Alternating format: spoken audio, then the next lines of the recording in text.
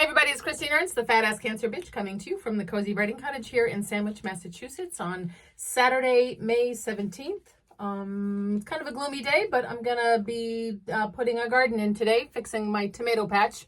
That's really all I plant, apart from a few eggplants and some peppers. I have a vine borer problem, so I can't do zucchini or cucumbers, but I do have 36 tomato plants to put in the ground. Thank you, Adequate Acres. Normally I put in 24, but it'll be 36 this year because I couldn't resist a couple new varietals. So you'll be hearing all about my tomatoes for the summer. But today is May 17th. And on Thursday, I drove my 89-year-old mom to visit her 84-year-old brother in the hospital. He is very comfortable and not in any pain, and he's transitioned to hospice yesterday and will not live much longer. My Uncle Jack.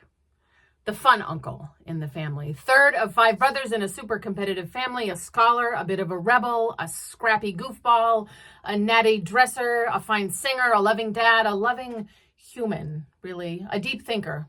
See, also great sense of humor, knack for adventure, a deep loyalty to the BC Eagles. He absolutely marched to the beat of his own drum. He was a junior high history teacher, and in the summers, he was a house painter. He painted our house in 1979 when I was 13.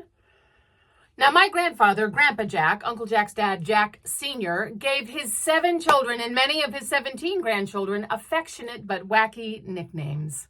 For instance, my mother was Sour Donut. My Aunt Marnie was Candy Mouse. My brother Charlie was and still is Bunky. And my sister Carolyn was and still is, for the record, and notably for this story, Oofty Goofty. I was just Chris. Alas, no, not bitter at all about that much. Uncle Jack decided, though, that his daughter, Sarah Charlotte, should have the nickname Oofty Goofty, arguing that Carolyn, being older than Sarah Charlotte, had outgrown Oofty Goofty. And being such a great nickname, Oofty Goofty should get passed on to the next youngest punk. This became a playful argument, a silly game at every family gathering, about which girl had rights to Oofty Goofty. In July 1979, Uncle Jack scraped and sanded the ugly brown paint on our ugly 2-story raised ranch on Church Street in Westwood. And then he used a light primer and a fat brush to write 2 lines of text in 2-foot-high letters across the front of our house. Sarah Charlotte is the real Oofty Goofty. The graffiti stayed there for 2 days while Uncle Jack primed the back of the house first, of course. And the neighbors worried that the trashy family at 110 Church was bringing down their property values. I reminded Jack of this story on Thursday at the hospital. He said, and I was right. He's not afraid. He's surrounded by his siblings and his wife and his children and grandchildren, a gentle exit for a beloved man. We should all be so lucky. My dear dad, Charlie, left us 6 years ago today. 2 giant, fierce women whom I loved also passed on this date. Magnificent Mimi in 2022 and the indomitable Ellen in 2007. What the fuck, May 17? This is a piece I wrote after my dad died, and I've probably read it before here, but I'm going to read it again. It's called Pie. Martha brought 6 pies. Jim and Jen brought eggplant parm, ziti with meatballs, also a big lasagna. Tim and Carrie brought mac and cheese and chicken pot pie. Caroline dropped off chicken parm and quiche and giant cookies. Linda brought pie, apple. Jack, Uncle Jack, and Aunt Chris brought pie, strawberry rhubarb. Anne brought pie, Kim brought pie, John brought brownies and pie. My dad died and I gained 7 pounds. I'm going to start a business called Salad for the Bereaved. I think there's a market. Dad died after a couple years of winnowing attrition. We met with the kind woman at the hospital. She spoke in code. When he takes a turn, as things progress. There was a book on the table next to the tissues. 50 golf courses to play before you die. What the fuck, Falmouth Hospital? We brought him home.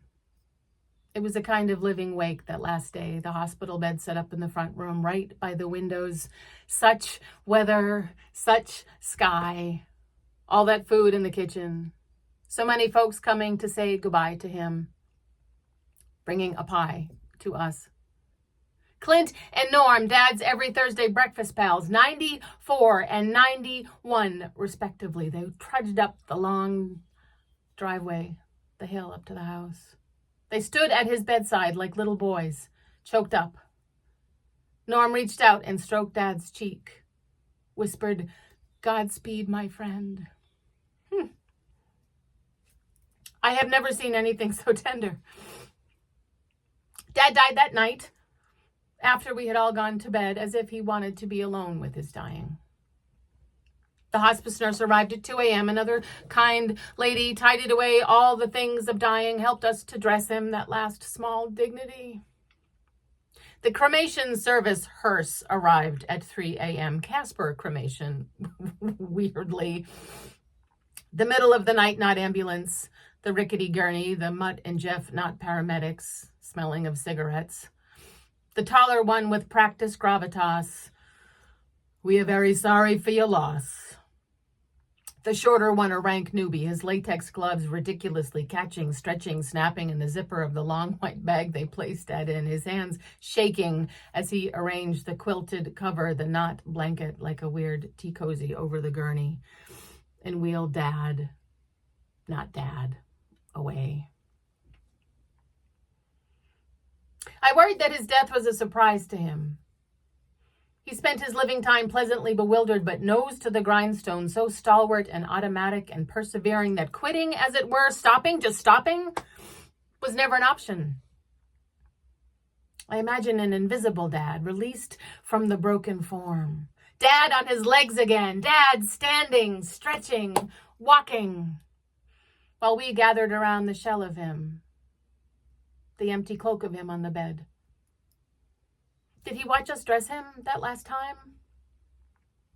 Did he watch them take him, not him, away? Was he unsure how to proceed in this altered state of himself? If not to help us in some way, what to do if not take the coat, make the martini, sweep the kitchen? Perhaps an angel or a sibling or even his childhood dog was dispatched to coax him, lead him away from here, across, over, wherever. Come on, Charlie.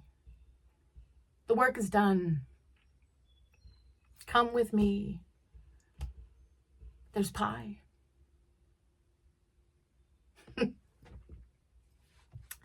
My dad, Charlie. Here's a photo of him. That's my dad, Charlie, smiling, holding a rack of vowels with one blank, which was sort of the story of his life. He smiled about everything, even if he had a rack of vowels, and he sort of did. But he had that blank, which was always a lovely surprise. He was a sweet, kind man, my dad. And I miss him.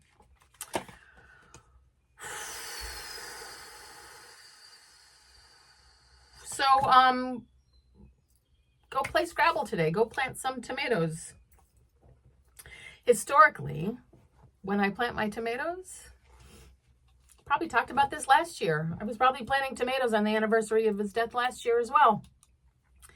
I sprinkle a teaspoon of his ashes in with the soil that I pack on top of the plants. Just a symbolic gesture. My dad loved to garden. He loved to be outside. He loved to be in the dirt. He loved to fish, to walk in the woods. So Dad will be with me today when I'm planting tomatoes. Maybe you should go play some Scrabble. If you get a rack of vowels, do not despair. My dad never despaired. Say a prayer from Uncle Jack and a peaceful transition. Hey, Mimi. Hey, Ellen. Beautiful folk who have loved me into being. Mr. Rogers once famously asked, who loved you into being? it was at some big fancy event. It was a big, huge room of famous people. And he asked them to close their eyes for a few seconds and remember who loved them into being.